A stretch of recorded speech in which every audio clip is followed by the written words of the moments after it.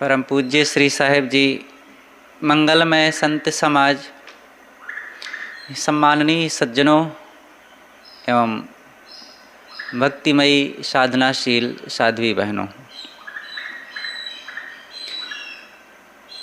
वर्तमान में चर्चा चल रही है सद्गुरु विशाल साहेब जी द्वारा रचित नवनियम पर। यह नवनियम साधकों का विषय है। साधकों का जीवन कैसे होना चाहिए, उनकी मन स्थिति कैसी होनी चाहिए, गुरु संतों के प्रति उनका व्यवहार कैसे होना चाहिए, इन सब बातों पर इस नवनियम सद्ग्रंथ में बताया गया है। आगे 5 नियमों पर चर्चा हो चुकी है। अब आज हम 6वें नियम पर चर्चा करते हैं। सद्गुरु 6वीं बात यहाँ कहते हैं, बनि प्रतिकूल न गुरु के रहिए, पालन राय सदा दिल चाहिए। गुरु के प्रतिकूल बनकर के कभी ना रहो, बल्कि पालन राय, उनकी राय का पालन करो, उनके उपदेशों का पालन करो। सदा दिल चाहिए, हृदय से, दिल से उनके उपदेशों को स्वीकार करके साधना करो। ये जैसे जैसे साहब आगे बढ़ते हैं और गहन गंभीर महत्वपूर्ण विचार साहब देते चलते हैं। कल्याण पथ में जब साधक आता है तो उसके लक्ष्य में क्या रहता है? 2 बातें रहती है। एक लक्ष्य यह है कि मैं संसार के समस्त भवबंधनों को मिटा करके अपना कल्याण करूँगा, एक बात तो ये है। लेकिन दूसरी बात यह है कि मैं अपना कल्याण गुरु की शरण में रह करके, उनकी आज्ञाओं में चलकर, उनके उपदेशों का पालन करके करूँगा। कल्याण तो करूँगा, ये अच्छी बात है, लेकिन ऐसे थोड़े कहीं हो जाएगा। कहीं घूमते टहलते थोड़े चीज़ वो मिल जाएगी कि घर को छोड़ दो, बस घूमो टहलो और कहीं खाओ पियो, पहनो ओढ़ो और लोगों में जाकर के खूब बातें व्यवहार करते रहो, बस कल्याण हो जाएगा। नहीं, गुरु की शरण में रह कर के, उनके नियमों में चल कर के और उनकी सेवा सोहबत में रह कर के ये काम होगा। इसलिए साहब यहाँ कहते हैं, बनि प्रतिकूल न गुरु के रहिए। अगर तुम्हें ये दोनों काम पूरा करना है तो गुरु के विपरीत बन कर के ना रहो, प्रतिकूल बन कर के ना रहो, उनके विचार स्वभाव सिद्धांत के उल्टे ना चलो। उनसे तुम कलह करके, उनसे लड़ करके, उनसे बैर विरोध करके तुम रहोगे तो कैसे उद्देश्य पूरा होगा? ये तो बहुत अनर्थ हो जाएगा। साधक जितना बन सकता है गुरु के अनुकूल बनकर, उनकी खुशामद करके, उनकी सेवा करके, उनके चरणों में लिपट करके रहता है। अब बैर विरोध करके, उल्टा चल करके, प्रतिकूल बन करके रहेगा तो भला उसका काम कैसे होगा? इसलिए उल्टा ना रहो। उन साधकों के लिए सद्गुरु विशाल देव यहाँ बताते हैं जो अभी नवोदित हुए हैं, नए नए आए हैं और आने के पश्चात, नए का मतलब यहाँ नया उनका साधु वेश हुआ है। वे आ चुके हैं, उनको 10 साल लगभग हो चुके हैं गुरु शरण में आए।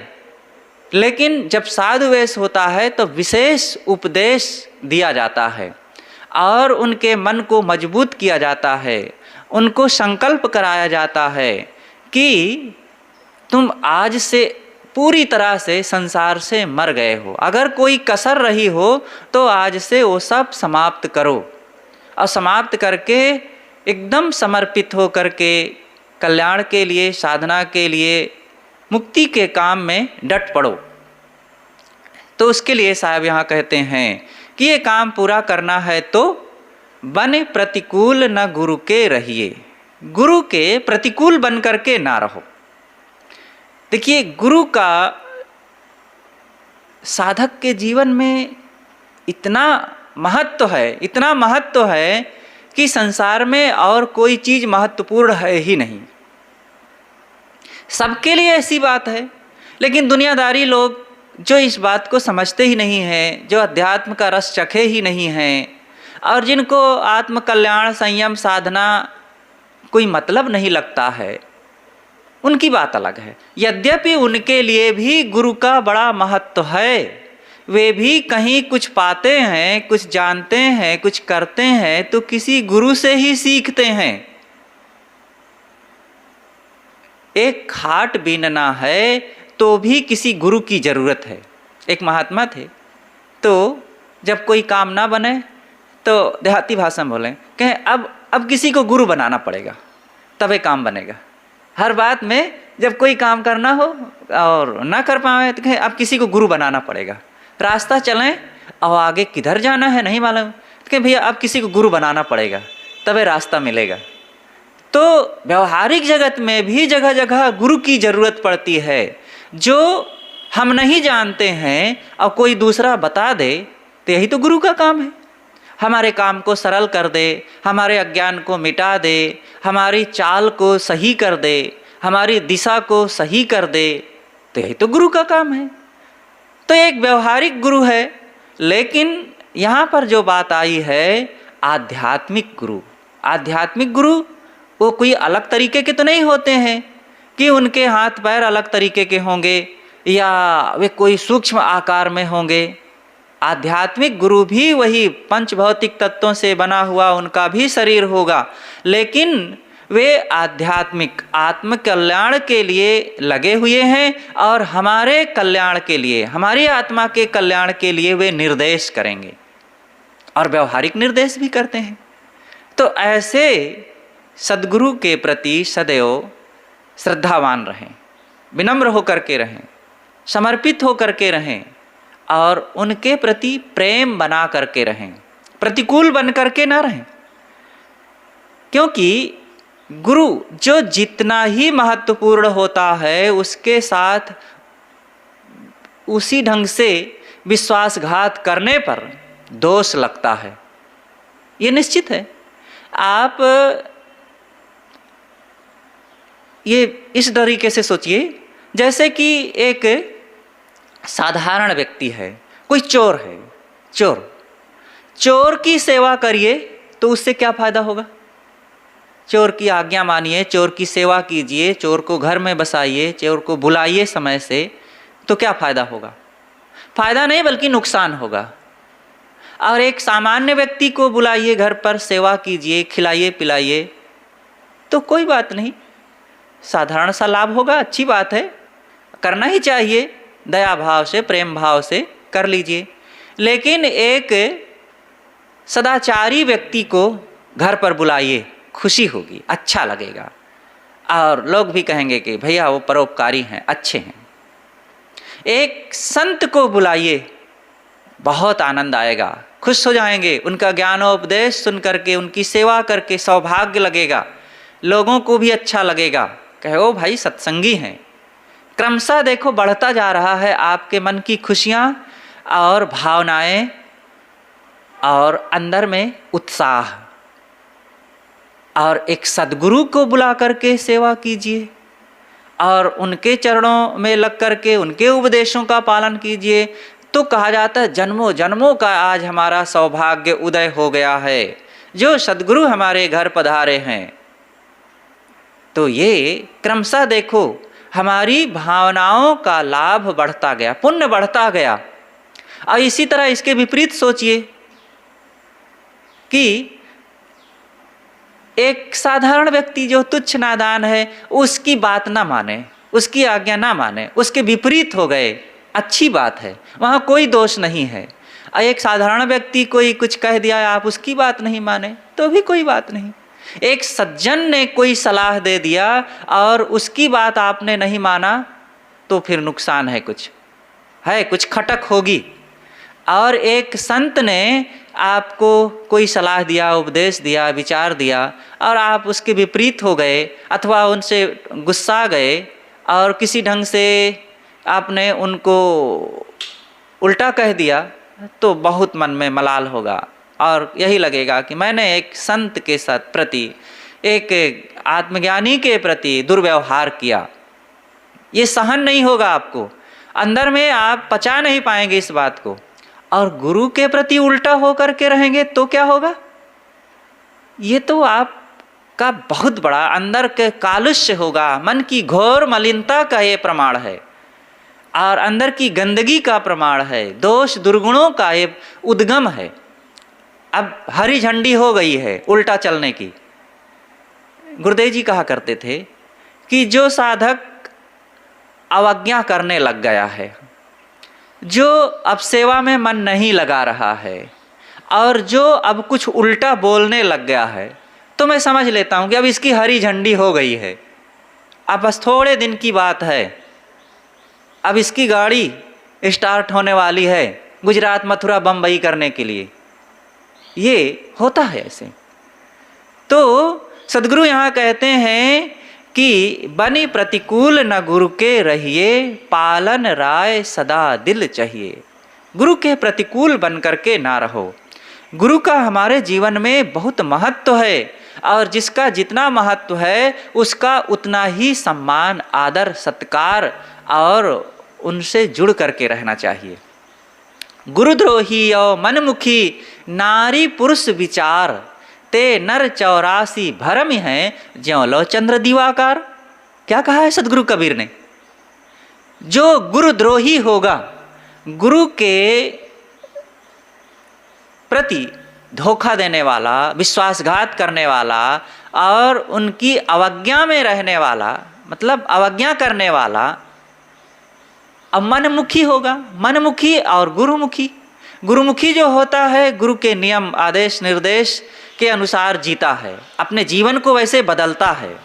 और मनमुखी और मन के संकल्प विकल्पों में, मन की उन चाल कुचालों में वो बहता है। सदगुरु कबीर ने एक जगह क्या कहा है कि गुरु की भेली जीव डरे, काया सींचन हार, अकुमति कमाई मन बसे, अलाग जुआ की लार। जो गुरु की भेली, भेली का दो अर्थ है। एक होता है गुरु जैसे मीठे व्यक्तित्व से जो डरेगा, भेली गुड़ की भेली होती है और गुड़ की भेली कितनी सुमिष्ट और स्वास्थ्यकर और कितना स्वादिष्ट होती है, और उससे जो डरेगा तो भला वो कैसे आनंद पाएगा खाने का। इसी तरह गुरु बहुत सुमिष्ट है हमारे लिए, बहुत कल्याणकारी हैं, बड़े मीठे हैं, बड़े उपयोगी हैं, और उससे हम डरेंगे, उनसे दूर रहेंगे, उनकी बातों में हम प्रतिकूल बनेंगे तो काया सींचनहार वो व्यक्ति कैसा होगा? इसका प्रमाण बताते हैं कि वो काया का सींचनहार होगा, मतलब इंद्रियों का लंपट होगा। वो जरूर अपने मन तथा इंद्रियों के भोगों का रसिक है, इसीलिए वो गुरु ज्ञान के मीठे उपदेशों से दूर भाग रहा है। कहीं ना कहीं तो स्वाद आ रहा है उसे, या तो गुरु के मीठे ज्ञान में स्वाद आएगा और या तो इंद्रियों के भोगों में स्वाद आएगा। तो साहब यहाँ कहते हैं वो काया सींचनहार है। और आगे साहब क्या कहते हैं? कुमति कमाई मन बसे, लाग जुआ की लार। उसका मन कुबुद्धि की कमाई में, मतलब दुर्बुद्धि में, दोष दुर्गुणों में लगेगा और वही दशा होगी जैसे जुआड़ी व्यक्ति की होती है। घोर जुआ का आदती व्यक्ति एक दिन पतित होता है, बर्बाद होता है और दर दर की ठोकरें खाते हुए भटकता है। चाहे वो युधिष्ठिर जी महाराज हो और चाहे आपके आसपास गांव में और कहीं भी जुआ खेलने वाले वे आवारा साधारण व्यक्ति हों, कोई भी हो, जो जुआड़ी होगा उसकी यही दशा होगी। तो यहाँ नियम है कि गुरु के अनुकूल बन करके रहने का मतलब है हम सही रास्ते पर चल रहे हैं। लेकिन हाँ, एक बात और ध्यान देने योग्य है, गुरु का मतलब ये नहीं कि अरे गहरे नत्थु खैरे कैसे को गुरु मान लिए और उनसे दीक्षा ले लिए तो बस अब उनके आज्ञा में, उनके चरण धोने में ही, उनके जैसे तैसे बातों में ही हम लगे रहें। गुरु की भी परीक्षा होनी चाहिए। गुरु और शिष्य के बीच में शब्द करे निर्वार। सदगुरु श्री रामराज साहेब जी ने कहा है कि गुरु और शिष्य का जो प्रमाण है उसको कौन बताएगा। देखो, गुरु भी एक व्यक्ति है, व्यक्तित्व है, उनके पास भी मन है, इंद्रियां हैं, शरीर है और व्यवहार है, और शिष्य के पास भी मन, इंद्रियां, शरीर और व्यवहार है। लेकिन एक गुरु है, एक शिष्य है, एक महान है और एक सामान्य है, एक पूज्य है, एक पूजक है। तो दोनों कौन गुरु है, कौन शिष्य है, कैसे माने? तो यहाँ पर शब्द करे निर्वार। शब्द का मतलब निर्णय वचन, न्याय के वचन। न्याय में जो चल रहा है, विवेक से जो चल रहा है, वैराग्य से जो रह रहा है, त्याग में जो दृढ़ है, साधना में जो लगा हुआ है, अंतर्मुखता और इंद्रिय जयी होकर के जो जीवन को जी रहा है, वो गुरु है। और ऐसे गुरु की संगत में लग करके शिष्य का अनंत कल्याण होता है। इसीलिए साहब ने कहा है, सदगुरु की महिमा अनंत, अनंत किया उपकार, लोचन अनंत उघारिया, अनंत दिखावन हार। ये सदगुरु की महिमा है। सदगुरु वही तो है जो इंद्रियजयी हो, विवेक, विचार, वैराग्य, साधना, गुरु भक्ति, त्याग और इंद्रियजयिता में लग करके अंतर्मुख हो, वही सदगुरु है। और ऐसे की संगत में साधक का कल्याण होता है, उसका सुधार होता है, और वह भी भावसागर से पार होकर के आत्म उद्धार में, आत्मस्थिति में दृढ़ हो जाता है। जैसे गुरु है, जहाँ वे पहुँचते हैं वहीं शिष्य भी पहुँच जाता है। जैसे ट्रेन, रेलगाड़ी है, इंजन और डिब्बे। इंजन से अगर डिब्बे जुड़े हुए हैं तो सारे डिब्बे वहाँ पहुँच जाते हैं जहाँ इंजन पहुँचता है। और तेल कहाँ लगता है, डिब्बों में कि इंजन में? इंजन में लगता है। ताकत किसे पड़ती है? इंजन को। लेकिन अगर डिब्बे जुड़े हैं इंजन से तो फिर वो सारे डिब्बे वहाँ पहुँच जाएंगे जहाँ इंजन पहुँचता है। इसी तरह जो गुरु से जुड़े हुए हैं विनम्रता पूर्वक, श्रद्धा और भक्ति सेवा उत्साह के साथ, तो गुरु में ताकत पड़ती है। गुरु व्यवहार निभाते हैं, गुरु अपने जीवन को खरा बना करके अडिग होकर के अपनी साधना में लगे हुए हैं, और वे सबको हितोपदेश देते हैं, उनके व्यवहार को, उनके परमार्थ को संभालते हैं, और उनको जोर पड़ता है, हर प्रकार की मेहनत उनको करनी पड़ती है। लेकिन अगर ऐसे गुरु से शिष्य जुड़े हुए हैं तो वहीं पहुंच जाते हैं, बड़ी बिना मेहनत किए और बिना किसी प्रकार का कोई जीवन में बहुत संघर्ष उठाए, अपने आप वो वहाँ पहुँचते रहते हैं। हाँ, लेकिन वो सेवा, श्रद्धा, उपासना, विनम्रता, समर्पण की मेहनत तो करना पड़ेगा। तो यहाँ साहब कहते हैं कि सदैव गुरु की संगत में रहो और गुरु की आज्ञा तथा नियमों में रहो।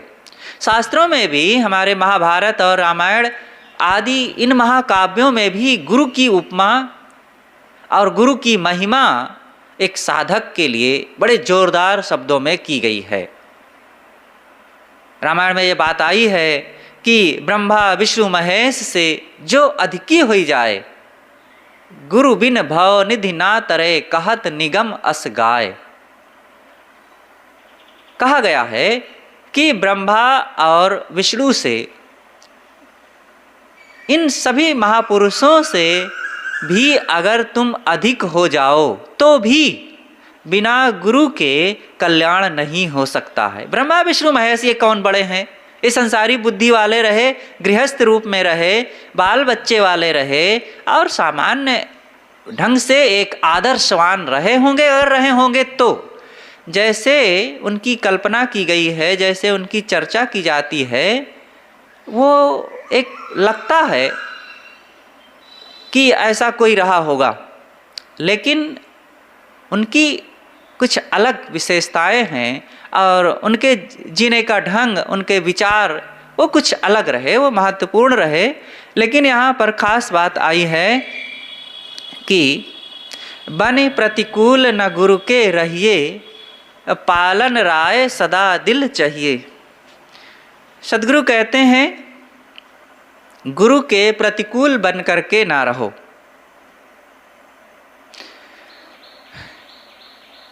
किसी भी प्रकार से गुरु के अवज्ञा में गुरु के विपरीत बन करके नहीं रहना चाहिए। साहब यहाँ कहते हैं, गुरु की आज्ञा साधक के लिए अमृत के तुल्य है। यहीं पर गुरुदेव जी की बातें वो याद आती है। सद्गुरु अभिलाष साहब, उन्होंने अपने जीवन में कैसे गुरुजनों के प्रति भाव रखा, कैसे वे साधना किए और गुरु के प्रति कैसे उनका समर्पण भाव था, यह एक बहुत ही महत्वपूर्ण आदर्श रहा। सद्गुरु अभिलाष साहब जी जब गृह त्याग किए हैं, आए बड़हरा आश्रम में और बड़ी सरलता पूर्वक हर सेवा कार्य करते थे। अपने गुरुदेव की सेवा में लगे रहते थे। छोटे छोटे कार्यों में, चाहे भोजन बनाना हो, बर्तन मांजना हो, झाड़ू लगाना हो, हर काम करते थे और हर चीज़ में उत्साहपूर्वक लगे रहते थे।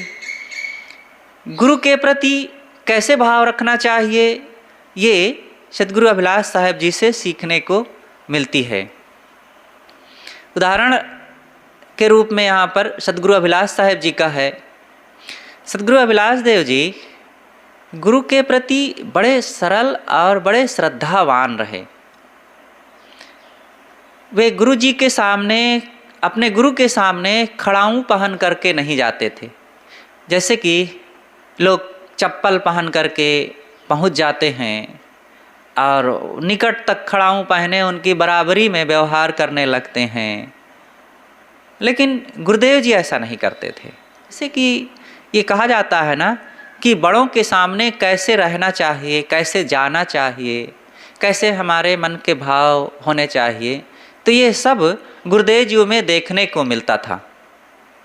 वो नंगे पैर जाना वहाँ पर, और जब जाएं वहाँ तो कुछ फल फूल द्रव्य ले करके जाना, और एक शिष्य को कैसे शिष्यता निभानी चाहिए।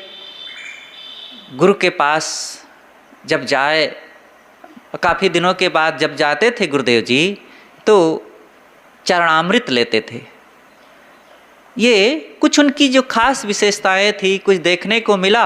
थोड़े दिन गुरुदेव जी के साथ ये बात देखने को मिली कि वे अपने गुरु के साथ कैसे रहे। ये सन 1998 की बात है।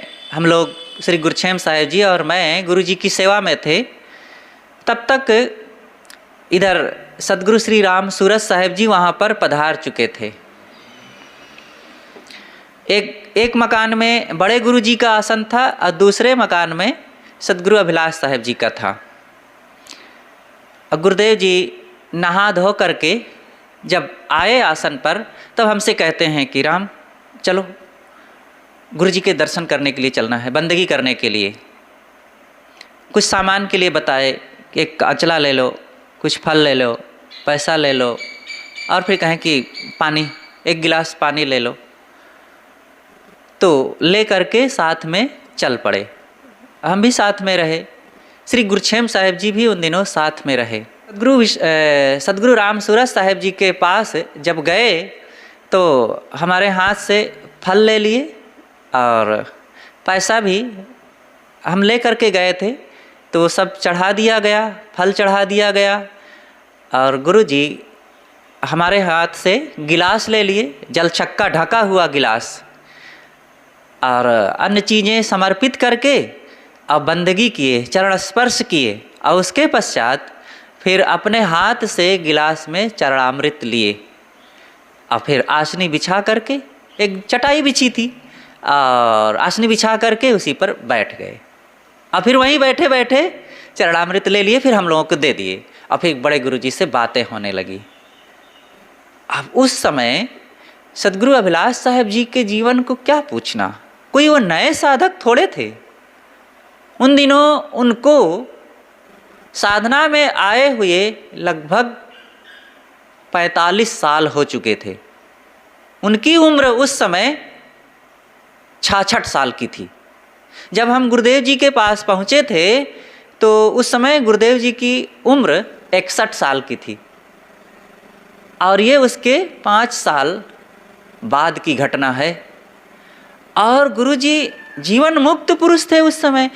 क्या वो ये बात सोचे कि मैं तो इतना पुराना हो गया हूँ और मैं तो इतना बड़ा लेखक हूँ, मेरे गुरुजी तो इतना लिखते उखते नहीं हैं और उनमें इतनी वाक्य शक्ति भी नहीं है, इतना प्रवचन भी नहीं करते हैं, और मेरे पास तो इतने शिष्य हैं, मेरा इतना प्रभाव है। क्या उनके मन में कभी ये भाव आया? हम लोग तो थोड़ा सा जान लिए, थोड़ा सा बोलना आ गया, थोड़ा सा कहना और लिखना आ गया, तो गुरु से तुलना करने लगते हैं कि अरे गुरु जी से तो हम भी काफ़ी बराबर हो गए हैं, आगे भी हो गए हैं कई मामलों में। ये बहुत बड़ा साधक का दोष है और इससे उसकी गुरु भक्ति बहुत कमज़ोर हो जाती है। तो हमें अपने गुरुजनों से भी सीखना चाहिए। बड़हरा आश्रम में थे, ये सन 1996 की बात है।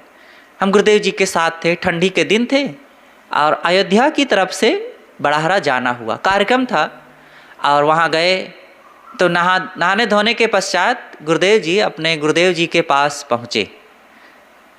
हम सबको ले करके पहुँचे और सब लोग गए, बंदगी किए। तो वही नियम, जब भी जाते थे गुरुजी एक अचला और कुछ रुपए, ज़्यादा रुपए ले जाते थे, थोड़ा नहीं, कम से कम 1000 रुपया तो ले ही के जाते थे।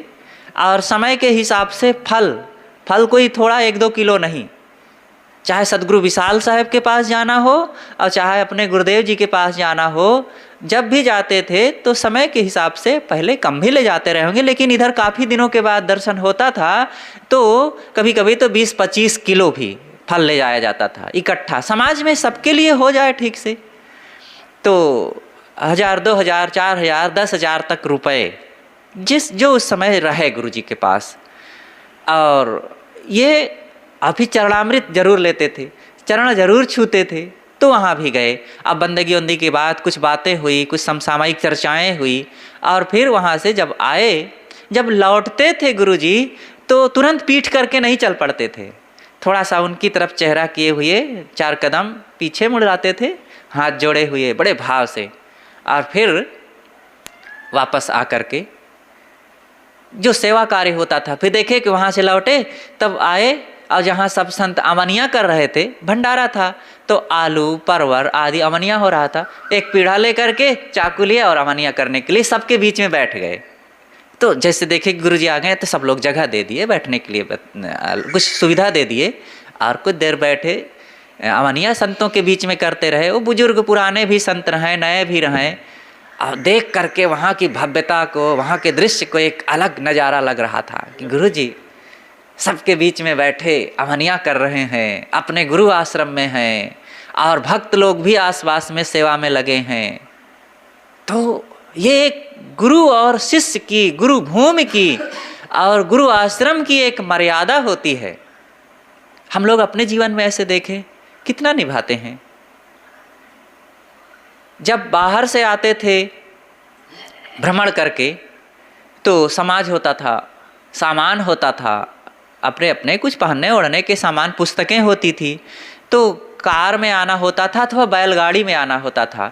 दूर से कहीं चलकर आना हो तो बड़हरा आश्रम से करीब 12-13 किलोमीटर दूर बम्भनान स्टेशन था, रेलवे स्टेशन, वहाँ उतरे, वहाँ से कार करें अथवा बैलगाड़ी करें, 2 ही साधन होता था। ज़्यादातर तो पहले बैलगाड़िए से आते थे।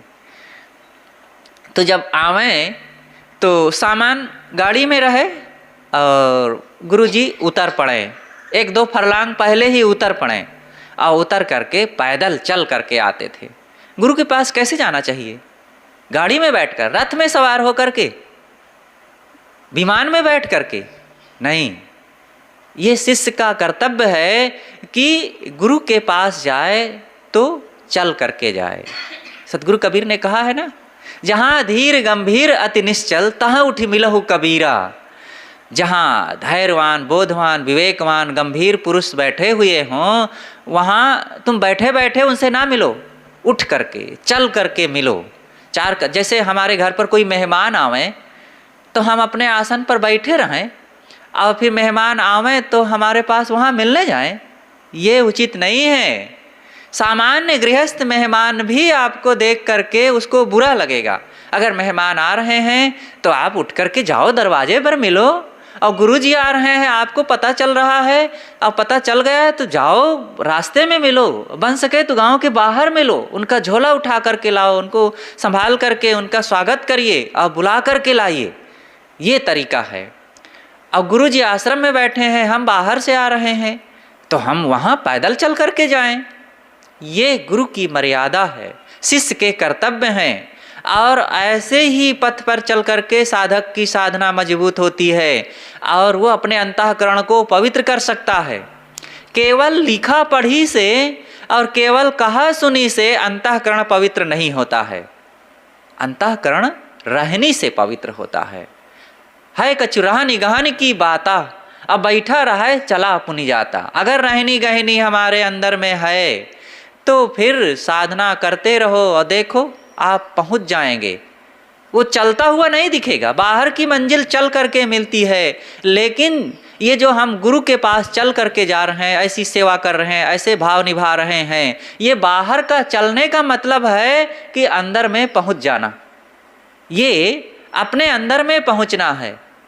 बाहर जब निभाएंगे मर्यादाओं को, कर्तव्य को, अरे जब एक साधारण उपासक एक मंदिर में जाता है, मिट्टी की मूर्ति को, पत्थर की मूर्ति को पूजता है तो वहाँ कितना भाव रखता है।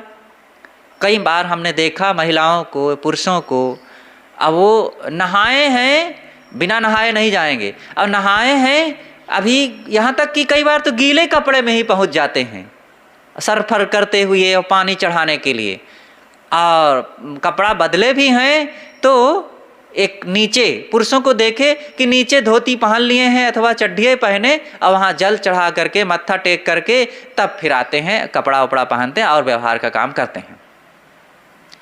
तो लोग जो सामान्य उपासना, जड़ उपासना में लगे हैं वो इतनी भक्ति निभा सकते हैं, तो हम लोग तो चैतन्य उपासना में है, विवेक अनुकूल गुरु उपासना में है, और वहाँ हमारी उपासना ऐसी कमज़ोर हो, ऐसी केवल औपचारिकता हो, तो ऐसी औपचारिकताओं से काम नहीं बनेगा। मजबूत मन से हमें गुरु भक्ति निभाना चाहिए।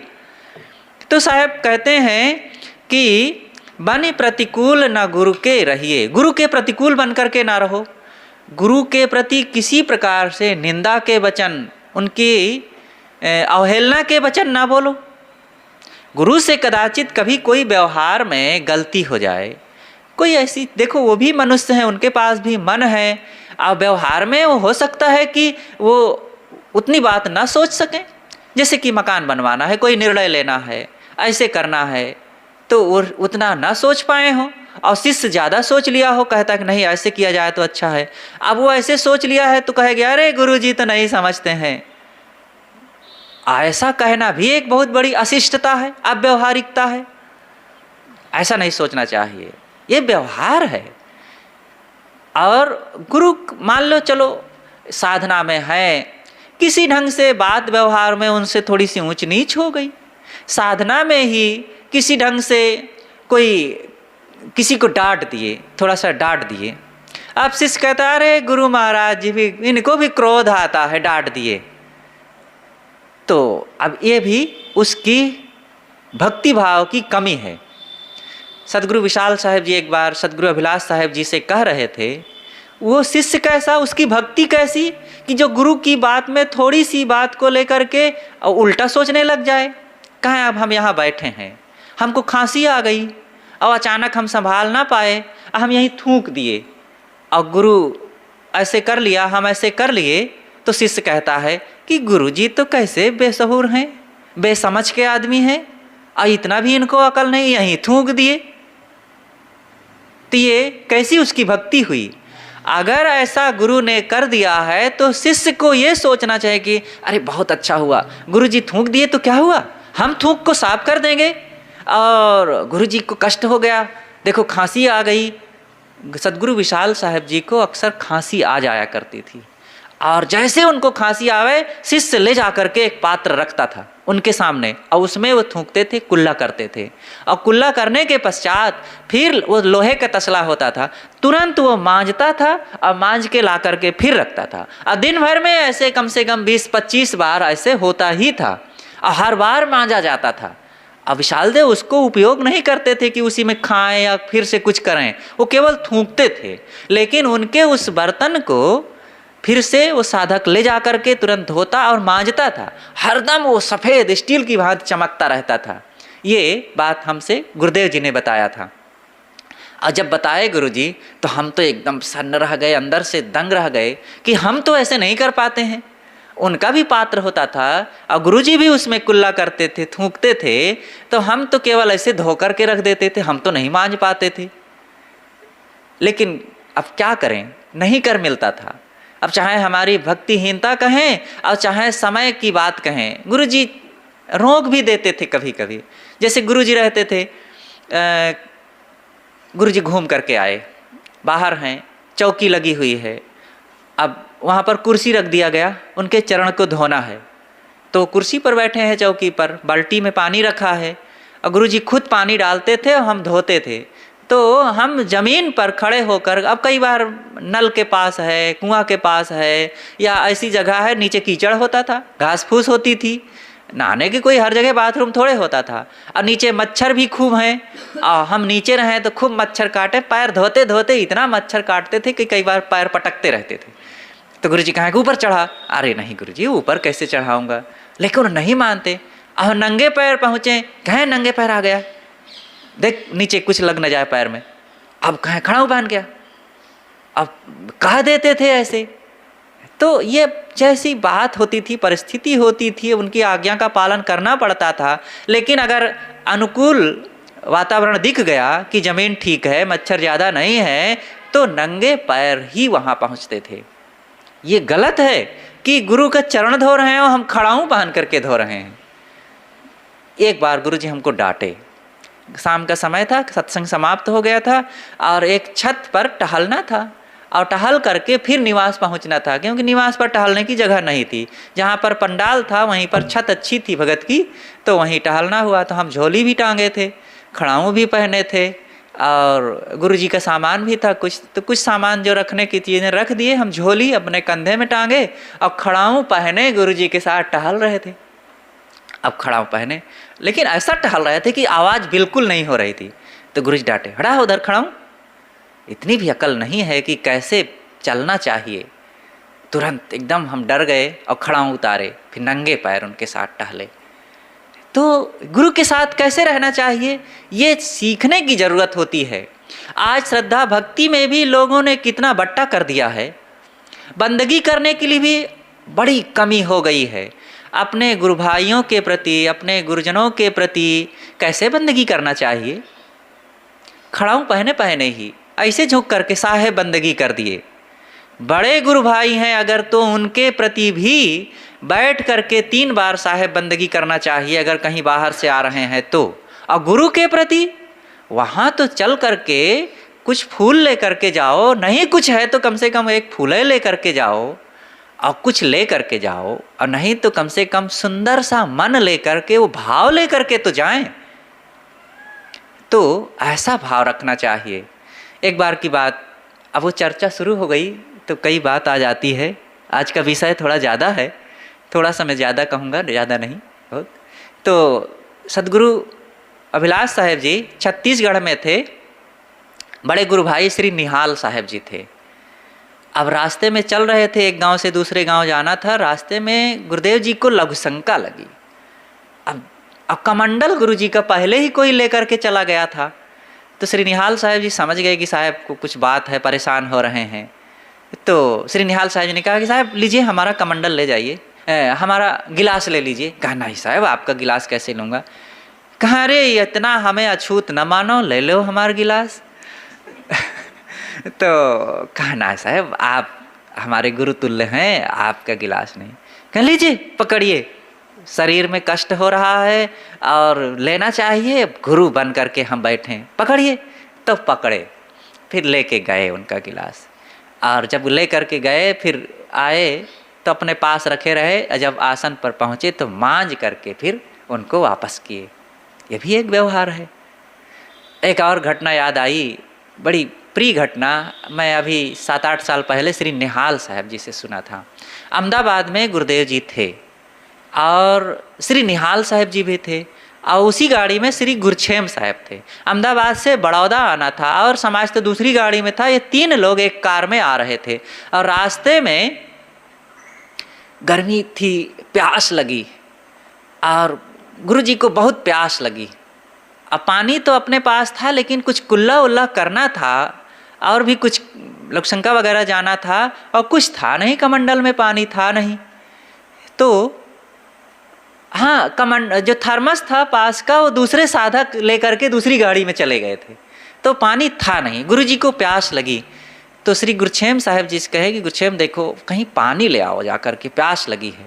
अब एक जगह रोके बियाबा में, अब गांव था थोड़ा छुटमुट, तो साहब कमंडल लेकर के गए। तो तब तक इतना प्यास लगी थी कि श्री निहाल साहब जी पास में से कहीं से मांग लाए, किसी के घर से। अब कोई गृहस्थ का घर था, वहाँ से मांग लाए अपने कमंडल में। अब कहा कि साहब ये पानी है, लेकिन जिस बर्तन में रखे थे कोई बढ़िया बर्तन नहीं था और गृहस्थ का घर था, लेकिन अब क्या करूं, आपको प्यास भी लगी है। कहे साहब लाइए, आप पानी लाए हैं, चाहे जैसा हो, आपका हाथ लग गया है, बस यही काफ़ी है। वो सब शुद्ध है साहब, और समय के हिसाब से करना पड़ता है। अब आपका हाथ लग गया है, अब उसमें क्या कमी है, अब बस साहब उसको पी लिए। ये गुरु भाई के प्रति कैसा आदर का भाव। पीना है, ज़रूरत है, लेकिन इसमें भी बड़ों का कैसे आदर किया जाता है। कहें साहब आपका हाथ लग गया है, बस सब ठीक है। बाद में फिर श्री गुरछेम साहब जी लेकर के आए। एक बार हमारे साथ भी ऐसी घटना घटी। भूलवश हम साबुन रखे थे और गुरुजी सुबह नहाना था, हमसे पहले नहाए और सोचे कि ये मेरा साबुन है, अब उसी को लेकर के नहा लिए शरीर में।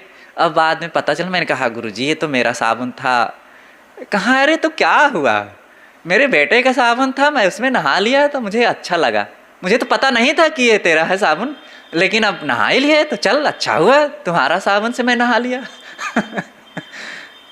एक बार रीवा से लौट रहे थे श्री सनाथ साहब जी के आश्रम से, और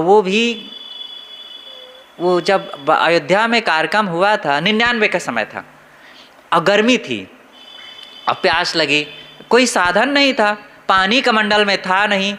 तो फिर गुरुजी गाड़ी रोके और हम गए। एक कुआं था और कुआं में कमंडल को हमने रस्सी में बांधा।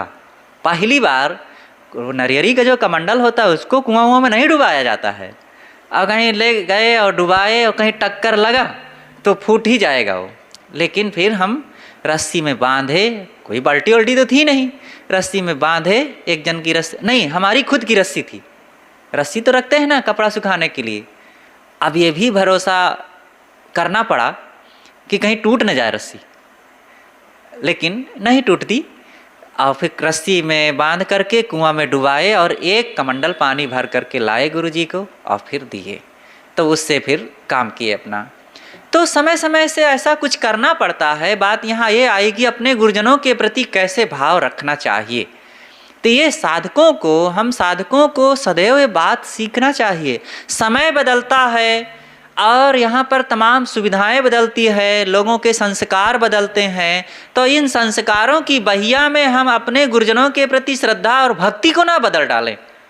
चाहे जितना संसार बदल जाए, क्या हमारे कल्याण की व्यवस्थाएं बदल जाएंगी? क्या हमारे मन में जो काम क्रोध लोभ मोह है वे अपने स्वभाव बदल देंगे? और क्या अंदर में जो सद्गुण दया क्षमा सत्यशील ज्ञान ध्यान विवेक विचार आदि हैं ये अपने स्वभाव बदल देंगे? अगर ये नहीं बदलेंगे तो समय के बदलने का बहाना क्यों करना कि अरे साहब आज समय बदल गया है, अब कौन इतना भक्ति निभाता है।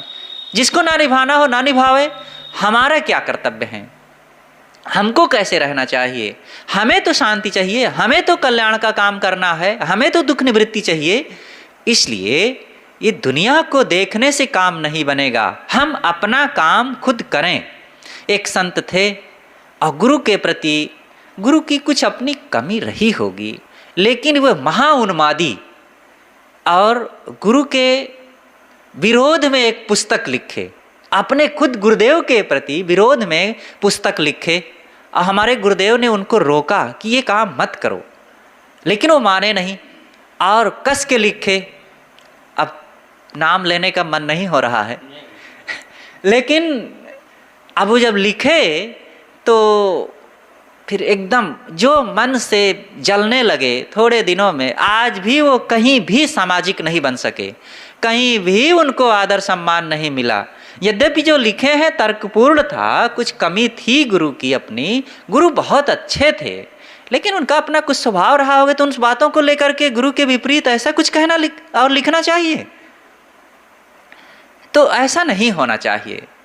चाहे जैसे हो, गुरु गुरु होते हैं और उनका हमारे ऊपर बहुत बड़ा उपकार होता है। और उनकी अगर मान लो, चलो हमारे गुरुदेव जी तो ये भी कहते थे कि गुरु ने आपको निभाया, आपको शरण दिया, अध्यात्म का रास्ता दिखाया, कल्याण के पथ में लगाए, और फिर समय बीता और गुरु किसी ढंग से गलत हो गए, गृहस्थ बन गए, शादी कर लिए, तो भी ऐसे गुरु की निंदा ना करो। हाँ, उनसे दूर हो जाओ, उनसे अलग हो जाओ, और अब बहुत उनके प्रति श्रद्धा भक्ति उपासना की ज़रूरत नहीं है, लेकिन हाँ, उनकी निंदा ना करो। अगर उनकी निंदा कर रहे हैं तो गुरु मर्यादा की निंदा कर रहे हैं।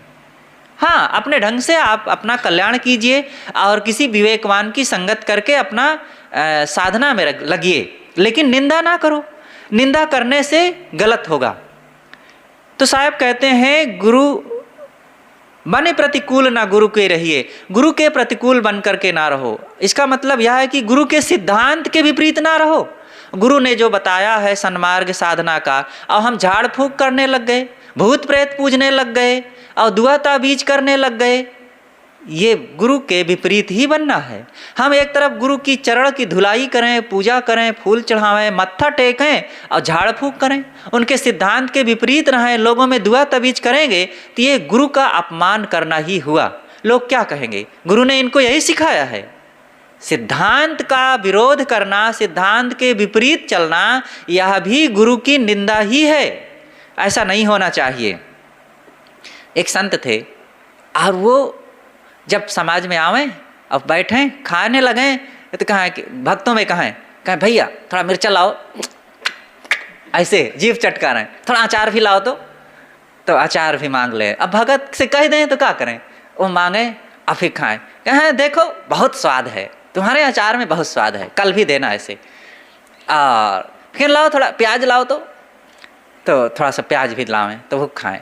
मतलब अन्य संतों को चिढ़ावें वे, क्यों गुरु जी ऐसे कह रहे हैं, हमारे गुरु जी ऐसे कहें कि ये सब नहीं करना चाहिए, लेकिन जब समाज में बैठे हैं अन्य संतों के बीच में तो ऐसे मांग मांग के खाएं और चटकारें ऐसे, तो ये गुरु का विरोध है, गुरु के सिद्धांत का विरोध है।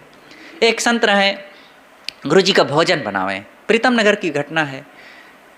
तो जब भोजन बनावें तो उनको मिर्चा बहुत पसंद रहे, तो सब्जी में डाल दें। अब गुरु जी खाएं तो बहुत परेशान हो जाएं, रोकें, भाई मिर्चा काहे डाल देते हो? तो दूसरे संत कहें कि साहब वो बनाए हैं, मिर्चा डाल दिए, तो रोके उनको बुला करके। फिर कुछ दिन में वो बनाए तो फिर मिर्चा खूब भर दें। तो गुरु जी एक दिन कहे कि देखो, कुछ लोग होते हैं जो गुरु के लिए अलग से व्यवस्था कर देते हैं। सबके लिए जो सब्जी बनी है वो तो ठीक है, लेकिन गुरु जी के लिए थोड़ा सा ये 4 ठो परवर है, 2 ठो तुरई है, या हम थोड़ा गुरु जी के लिए अलग से थोड़ी सब्जी बना देते हैं। उनकी सेवा के नाम पर भाव से लोग उनके अनुकूल अलग से भी कुछ व्यवस्था कर देते हैं। और तुम मेरे एक ऐसे शिष्य हो कि जो सबकी सब्जी बनती है मैं वही खाता हूँ, अलग की कोई बात नहीं, और उसमें भी तुम मिर्चा डाल देते हो कि गुरु जी वो भी ना खा सकें, यही तुम्हारी गुरु भक्ति है? अब डांटे, तब वो माने।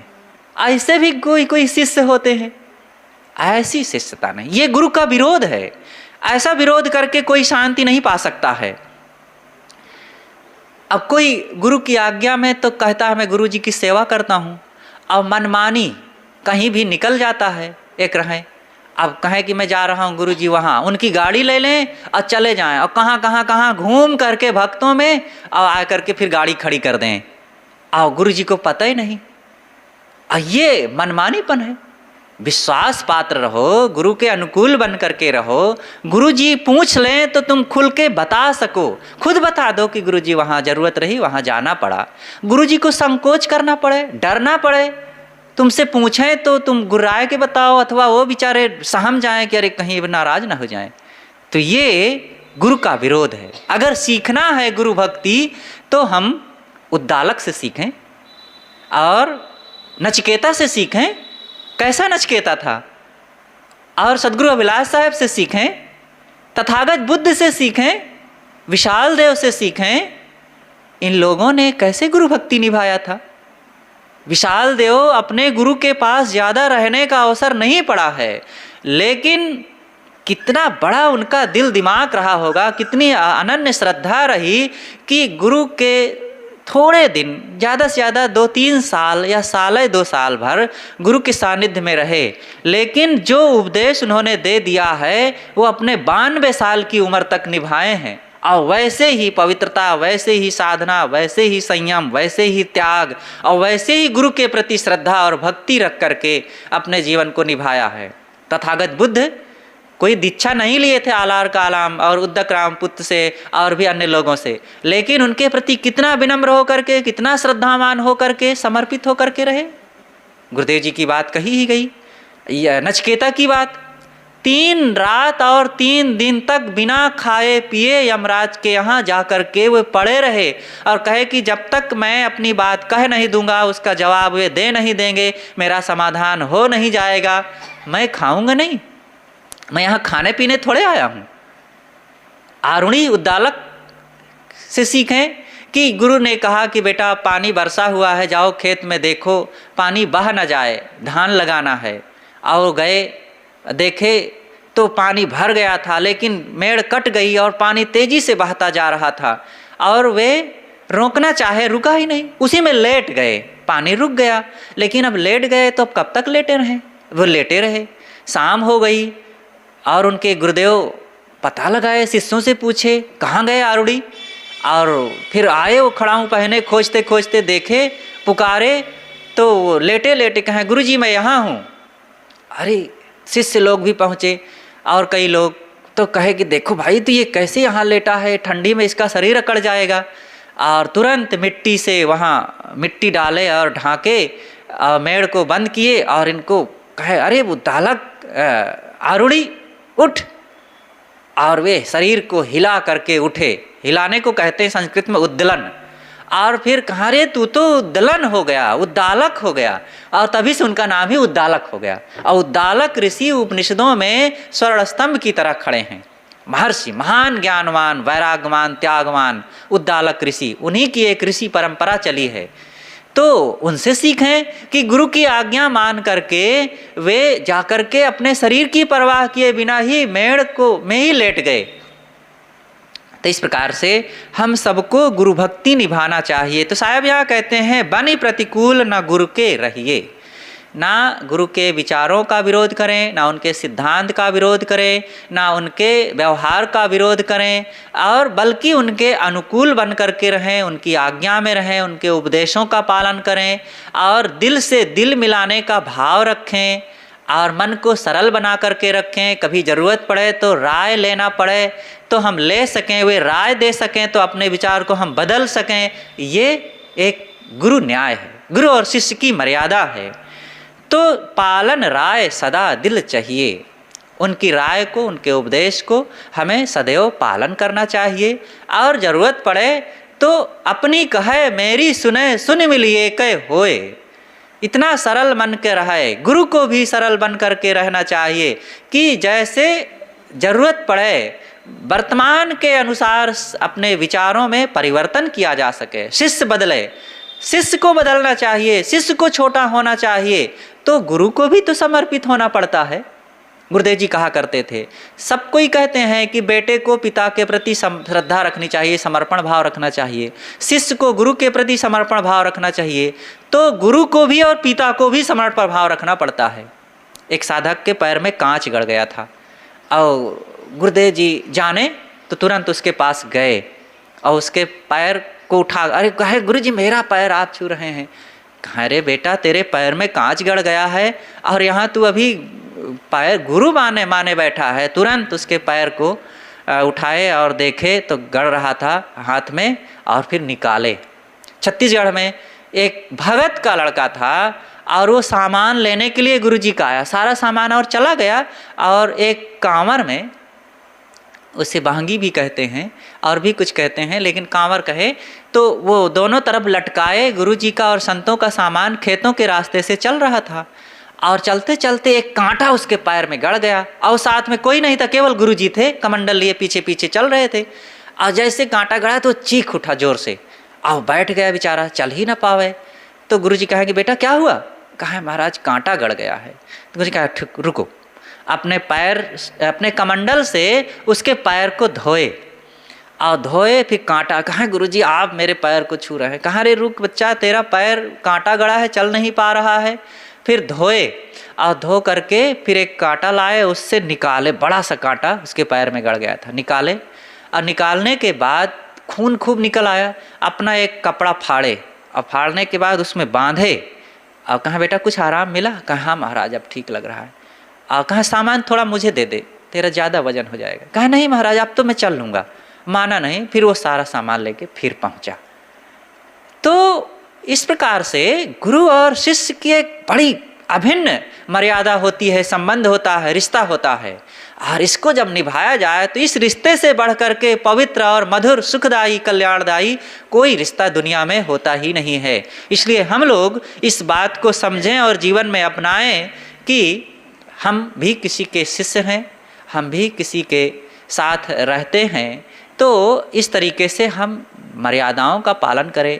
थोड़ी सी एक आधा मिनट की बात और कहूँगा। अभी मैं श्री रमाशंकर साहब का एक प्रवचन सुन रहा था 2 दिन पहले। देखो उन्होंने कितनी बढ़िया बात कहा। उन्होंने इन बातों के लिए कहा और फिर कहा कि मैं आचार्य धर्म स्वरूप साहब का शिष्य हूँ, मुझे उन्होंने ये बात सिखाया है कि ऐसे रहना चाहिए। और आज लोग कैसे भटक रहे हैं, साधु लोग कैसे हैं, गृहस्थ लोग कैसे अंधविश्वास में जा रहे हैं, मेरे गुरुदेव ने मुझे ऐसे सिखाया है। हम लोग भी ऐसे जुबान तो खोलें, कभी अपने गुरु के प्रति कभी चर्चा नहीं कर सकते हैं, भाव नहीं प्रकट कर सकते हैं, वो मर्यादा और श्रद्धा के वचन नहीं निकाल सकते हैं। ये उचित नहीं है। सदैव गुरु आज्ञा सिर पर धरे, चले जगत के माही। तो हमें अपने गुरुजनों के प्रति खूब श्रद्धा और भक्ति निभा करके, दिल में बसा करके जीवन को जीना चाहिए। तभी हमारा जीवन सुखदायी हो सकता है और तभी हम कल्याण और मुक्ति के हकदार हो सकते हैं। तो इस प्रकार से हम सबको जीवन जीना चाहिए। बस बोलिए सद्गुरुदेव की जय।